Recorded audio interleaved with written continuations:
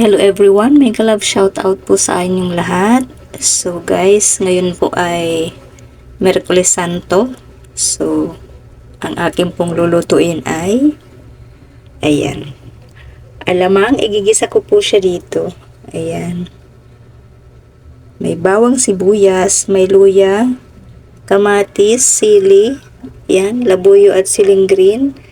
At ito po yung aking piprituhin. Ayan. Talong po at okra. So, yan lang po yung aming ulam. So, yan. Bilang Katoliko po ay nasanay na po kami. Kinalakihan na namin po sa aming pamilya na pag ganito pong mahal na araw, lalo na po pag simula Lunes Santo, ay hindi po talaga kami kumakain ng karne. Opo. Ayan. So, ayan guys. Umpisa na tayo magluto. So guys, mainit na yung ating mantika. Igisa na natin itong ating luya. Ayan. Yung luya pang tanggalan sa pusa, alamang.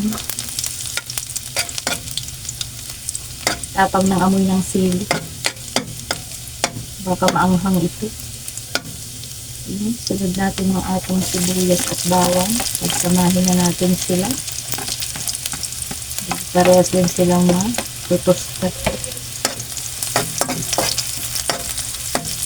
Kabila po, iniinit ko yung kawali at magpiprito din po ako ng talong at okra.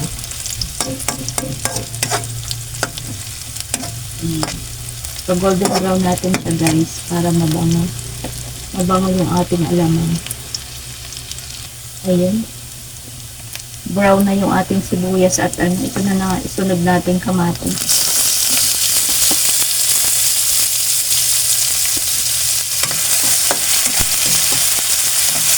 Alamang ito guys, ayan, pinatuluan ko lang siya ng tubig, tapos hindi ko siya piniga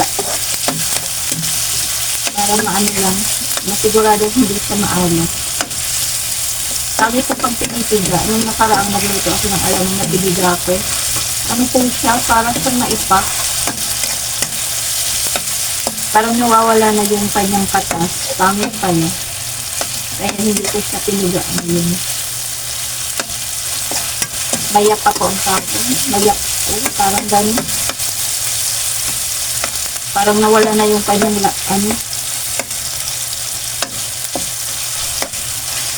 Dilagin natin siya.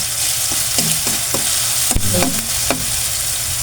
Ilagay na natin yung ating alamang. Ayan. Kasi yung alamang ay may kulay. May kulay siya. Ang dami. 20 pesos lang itong pinabili ko. Ang dami din. Hinaan natin ng apple. Yung nasaktan-saktan pa yung pagkaluto. Ilagay na natin itong ating sili. Parang nainit pa rin yung aking kawali sa kabila. Tayo po ay magpiprito ng seasoning. Ay, nagigid niyo. Nagkalaw naman ito aking kawali. So, yan guys. Alamang din lang talaga siya. Wala siyang sahog na karne. Madami pala. So, ayan. Antayin natin maluto. Titimplay natin mamaya guys yung kanyang alat. Sa kabila po ay magpiprito tayo ng talong. Ito po, prituhin na natin.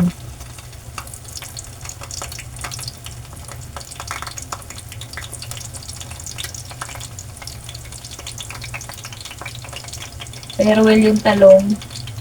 Sa akin po yung okra. Hindi po ako masyadong mahilig dito sa prito ng talong. Ayan. Para sabay-sabay silang maluto. So, and guys, timplahin na natin ito.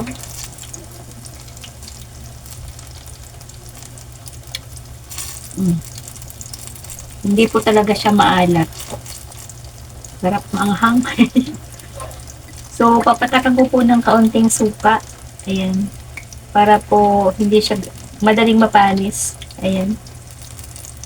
Sukang may sili pa rin. So, So, yung sa kabila po ay babalik na rin natin yung talong. Namimitik. Sarap ng alam mo.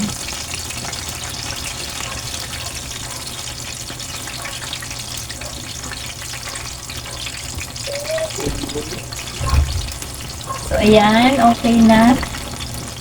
Konting ano na lang po at kainan na. So, ito po ay patutuyuin ko pa po ng kaunti.